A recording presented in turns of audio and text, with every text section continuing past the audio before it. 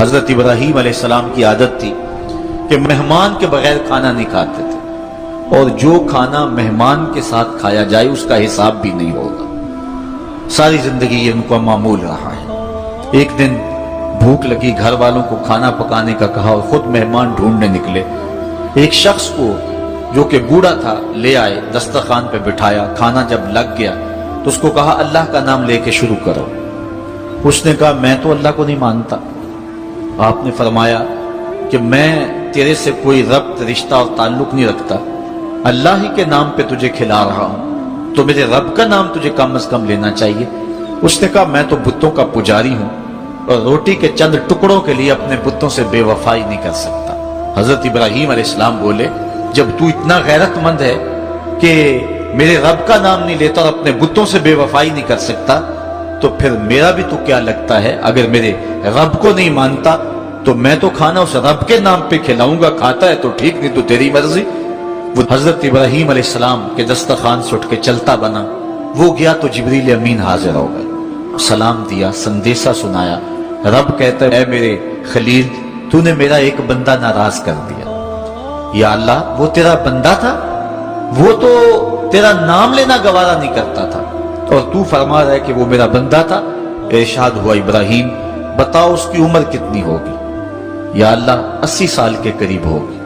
کہا اتنا عرصہ ہو گیا نا میں اس کو رزق دے رہا ہوں، تم ایک دن نہیں کھلا سکے؟ اب حضرت ابراہیم اس کو ڈھونڈ رہے ہیں، وہ دور پہاڑ پہ جا چکا ہے۔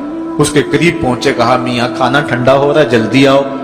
اس نے کہا ایک شرط ہے، تمہارے رب کا نام نہیں لوں گا۔ کہا نہ لینا آؤ۔ تو کہنے لگا لہجے میں اتنا گداز، اتنی نرمی کیسے آ گئی؟ تم تو کہتے تھے رب کے نام کے علاوہ کھلاؤں گا نہیں۔ کہا کہ اسی رب کا ہی تو پیغام آیا ہے کہ میں بھی اس کو دے رہا ہوں۔ اس نے کہا اگر تیرا رب اتنا اچھا ہے تو کھانا بعد میں کھائیں گے، پہلے اس کا غلام بنا لے مجھ کو۔ تو وہ رب ہے سب کا، ہمارا حق ہے کہ ہم اس کی پوجا کریں۔ تو اللہ تعالیٰ جل شانہ نے ارشاد فرمایا یا ایھا الناس اعبدوا ربکم، اپنے رب کی عبادت کرو۔ ایک تو وہ تمہارا رب ہے، اور پھر الذی خلقکم، اس نے تمہیں پیدا بھی کیا۔ توجہ چاہوں گا کتنی شان ہے کہ اس نے تخلیق بھی کیا اور پھر اس نے تمہاری تربیت بھی کی۔ جو تخلیق بھی کرے اور تمہاری تربیت بھی کرے، کیا اس کا حق نہیں ہے کہ اس کے حضور سجدہ ریزیاں کی جائیں؟ ساری زندگی انسان ماں کی خدمت کرتا رہے تو بتاؤ ماں کی خدمتوں کا بدلہ دے سکتا ہے؟ ماں کے پیار کا صلہ دے سکتا ہے؟ تو انسان جتنی مرضی خدمت کر کے ماں باپ کو راضی کرنے کی کوشش کرے وہ تو راضی ہوتے ہیں، بلکہ نالائق اولاد کے لیے ماں باپ کی دعائیں اور زیادہ ہوتی ہیں۔ تو انسان ان کی خدمت کا حق نہیں دے سکتا۔ ماں باپ کے اتنے حق کیوں ہیں؟ اس لیے کہ ماں نے بیٹے کو جنم دیا، جس نے جنم دیا ہے اس کے اتنے حق ہیں، تو جس رب نے خلق کیا ہے اس کے کتنے حق ہوں گے؟ جس نے تخلیق کیا ہے، دستے قدرت سے بنایا ہے، تو پھر اس کے کتنے حق ہوں گے؟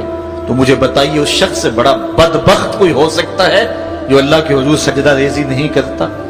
صبح کے وقت چڑیاں بھی اللہ کا نام لے رہی ہوتی ہیں، حشرات الارض بھی رب کا نام پکار رہے ہوتے ہیں، بلوں سے سر نکال کر جانور بھی اللہ کا نام پکار رہے ہوتے ہیں، اور اس شخص سے بڑا بد نصیب زمانے میں کوئی نہیں ہے کہ جو اللہ کے حضور جھکنا نہیں جانتا، جو اللہ کے حضور جو ہے وہ عبادت کا سر نہیں رکھتا۔ وہ رب ہے جو تمہیں پیدا کرنے والا ہے۔